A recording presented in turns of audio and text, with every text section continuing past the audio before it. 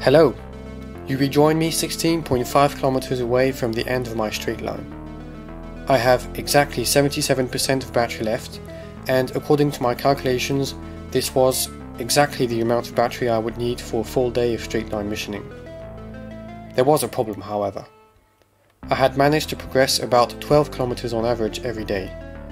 So how the hell was I going to finish the remaining 16.5 kilometers to the end of the line in one day? Well, with a lot of luck, and by counting on my ability to walk quickly through pastures and fields. The night had been short as I was woken up by wind and rain hitting my tent. I was planning on getting up as early as possible, so I didn't mind too much. What I did mind, however, was the fact that I had nothing to start a fire with, which meant I was unable to cook myself anything to eat. Which was a bit annoying considering the fact that I was about to start one of the most intense days of my straight line mission and that I was already fairly exhausted.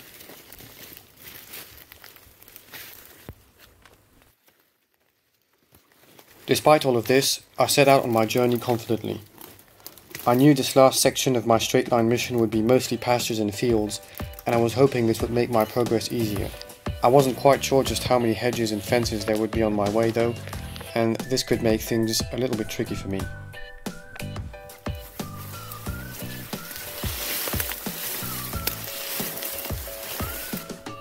Just a little bit after that, it was time for an important milestone. I was facing the last house on my line.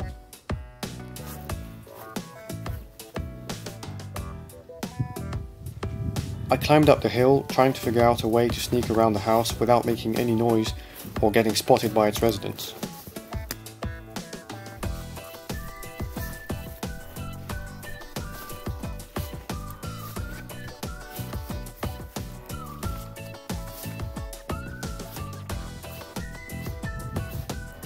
Thankfully, the early morning hours meant I did not have much to worry about, and I managed to escape without disturbing anyone's slumber.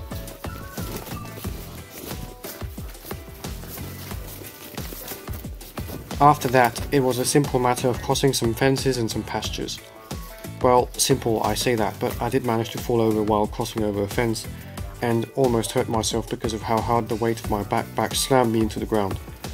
But I emerged unscathed and continued into the forest once again.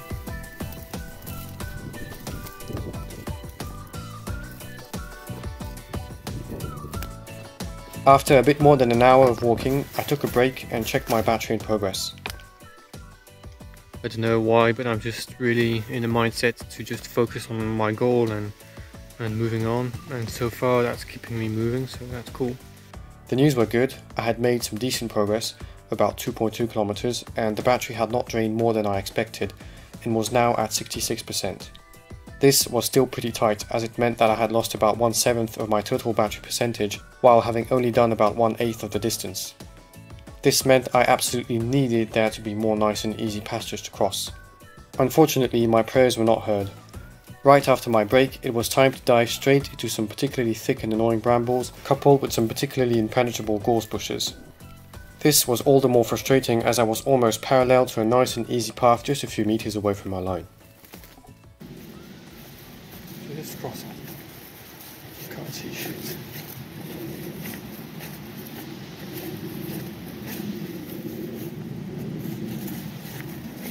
Whoop, whoop, whoop, whoop, whoop, whoop, whoop, whoop, whoop, whoop, whoop.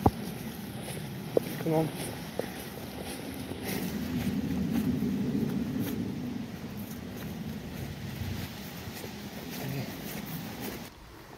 As I crossed yet another fence, I found myself face to face with a farmer. Talk to him. Did he see me? I don't really know. If there was one thing I had learned from watching countless hours of GeoWizard, it was that running into a farmer could have disastrous consequences. He doesn't seem to give a fuck.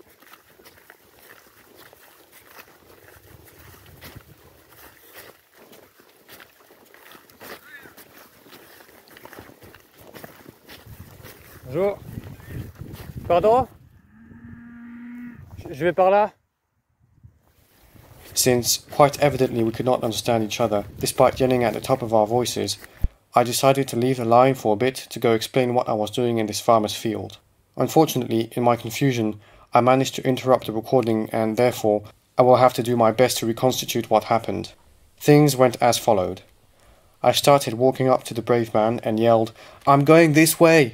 to which he yelled something I could not understand. Confused, I got closer and realized that he was in fact an old man and probably couldn't hear very well. I explained that I was a lost hiker, and he kindly replied that I shouldn't cross people's private property like that, and explained that one time trespassers played a prank on him and let his cows run loose in the village. I said I totally understood and presented him with an apology for causing him some concern. I assured him once again that I was not after his cows, and he answered by telling me that it was okay, I could move on, but that I should really avoid crossing pastures like this. So in the end we parted ways wishing each other well, and I was quite relieved that things had gone this smoothly.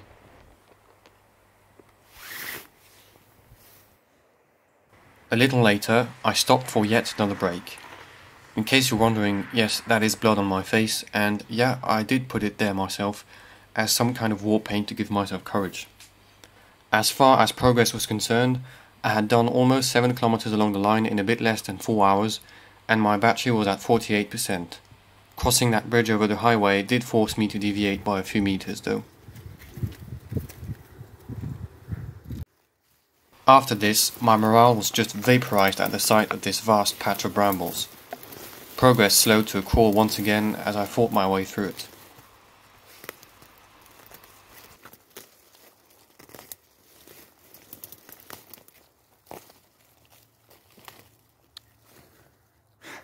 Honestly, this is probably one of the worst patches of fucking brambles that I've had to cross this entire bloody trip. Nice. I mean, there was nothing but brambles, and then there was also a gorse, which is, you know, this kind of really thick bush. So basically it was just impenetrable all the time, and it was really tiring just trying to wade through all of this shit. And also I wasted quite a bit of time, of course, but yeah, I think we're still on track, so let's hope that's true. To console myself, I decided to have a quick meal consisting entirely of uncooked rice. After a while, unsure if the amount of energy I gained from munching on the hard rice grains was greater than the energy expended chewing, I got back on my feet and started moving again.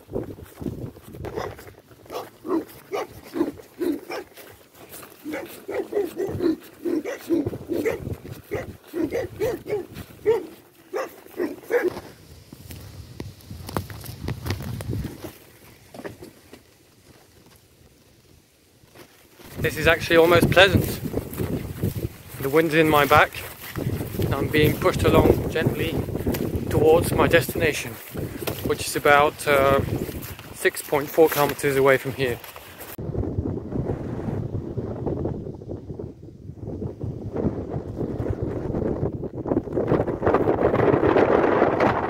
One thing I was hoping for was that the small patches of woodlands I would have to cross would be easy to cross and spacious.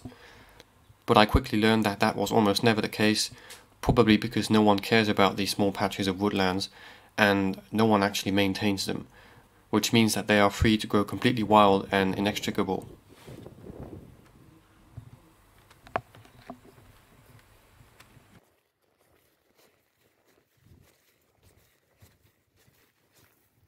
.2 kilometers and I am exhausted, as you can probably tell. I mean, you'll probably see it when I show you the line that I'm following, but I'm being really sloppy. It's not really, I'm not doing it on purpose necessarily, it's just I'm tired and I keep like getting distracted and I keep trying to conserve battery by putting my phone in my pocket and trying to aim for a point. But yeah, it's a bit of a mess, I ain't gonna lie.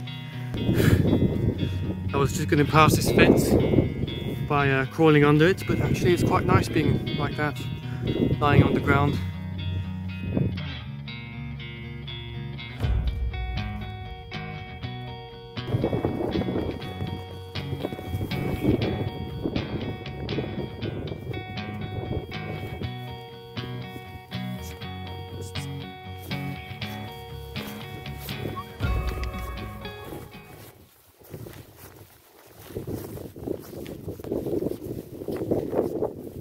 Fuck off.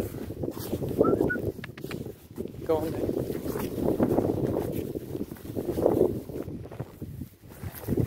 As if I needed any extra motivation to hurry up and finish the line quickly, the skies were turning a menacing shade of grey in the distance.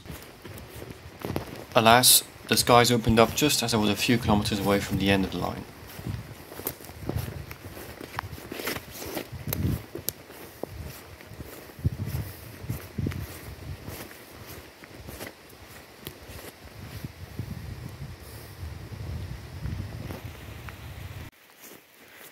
"900 meters. It's almost over."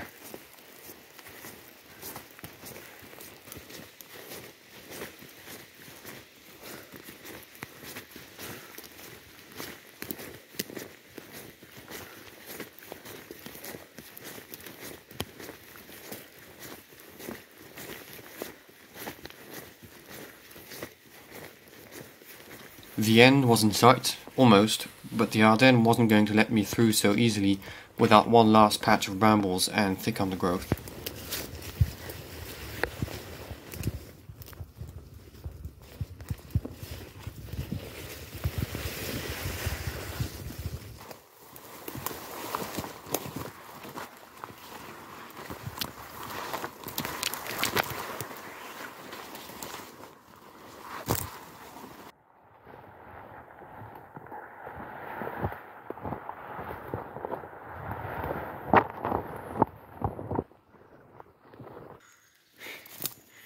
I can see the end. This is going to be the last time that I come out of a forest. It's right there. 400 meters ahead of me.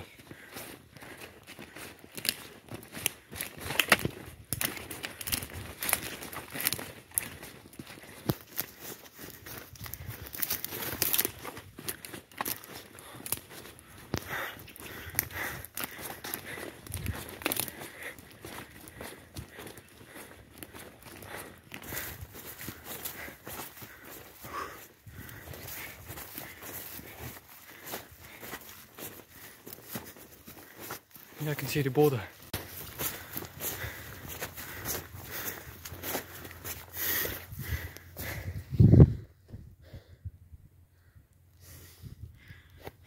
That is it. The border. So apparently there's no fence or anything marking the border. And just like that, it was over.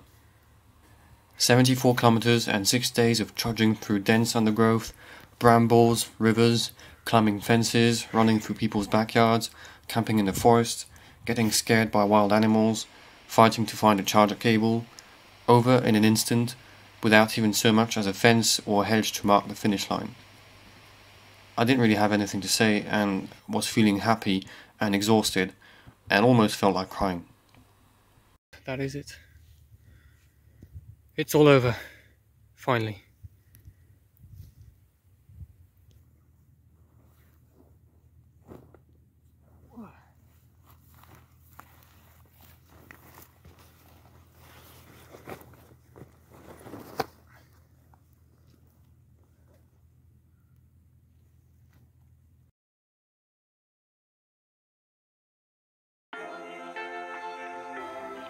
It definitely wasn't the prettiest line, but there it was.